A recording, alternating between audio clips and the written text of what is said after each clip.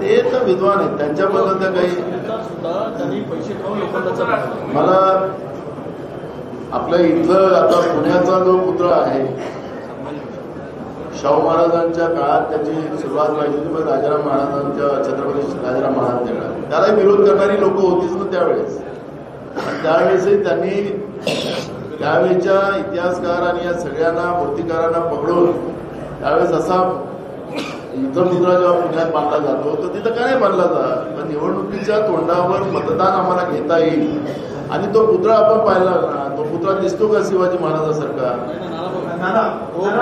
शरद पवारांची एक पत्रकार परिषद कोल्हापूरला झाली आहे. शरद पवार म्हटले की संख्या आल्यानंतर मुख्यमंत्री पदाचा चेहरा ठरेल, मुख्यमंत्री पद कोणाकडे जाईल हे ठरेल. काय म्हणाले शरद पवार असे म्हणाले की महाविकास आघाडीचं संख्या ही ठरल्यानंतर मुख्यमंत्री पदाचा चेहरा ठरेल. चुकीचं काय बोलले? बरोबर, महाविकास आघाडी म्हणूनच आम्ही पुढे जाणार आणि महाविकास आघाडीला जेव्हा संख्याबळ आल्यानंतर मुख्यमंत्र्यांचा चेहरा फायनल होईल.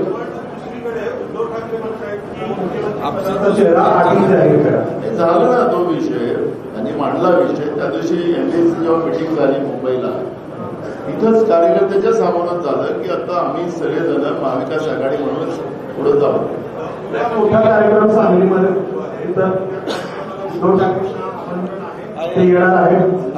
मी त्यांना आमंत्रण दिलेलं होतं, त्यांचं कुठंतरी त्यांचा कार्यक्रम असल्यामुळे ते येऊ शकत नाही असं त्यांनी सांगितलं. स्वतः विश्वजित कदम पण त्यांना भेटले, पण मी पण स्वतः त्यांना भेटलो. पवारसाहेब येतात कार्यक्रम. या मालवणच्या दुर्घटनेनंतर खूप सगळा जनक्षोभ पाहायला मिळतो, मात्र जो जयदीप आपटे आहे तर तो पोलिसांना सापडत नाहीये. लुकआउट नोटीस काढलेली आहे त्याच्यासाठी असं सांगितलं जातं. मी तुम्हाला सांगितलं की कोल्हापूरचे आरोपी आणि मालवणचे आरोपी, या दोन्ही आरोपी हे मी मलाही सांगितलं की फडणवीस आणि पोलीस महासंचालक यांच्या संबंधात असल्यामुळे त्यांना अटक केली जात नाही. नाही तर मग लुकआउटचं नोटीस काढलं का ते पाकिस्तानमध्ये का सापडत नाही का? महाराष्ट्रातला पोलीस एवढं कमजोर झालं? आणि म्हणून माझा थेट आरोप आहे की या दोघांचाही संबंध या आरोपींसोबत आहे.